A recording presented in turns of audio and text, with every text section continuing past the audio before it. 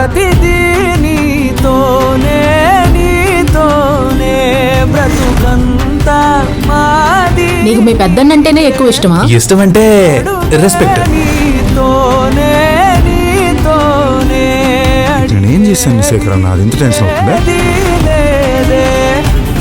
మన కంటికి కనిపించేది ఒక లోకం, మన కంటికి కనిపించని ఇంకో లోకం ఉంది.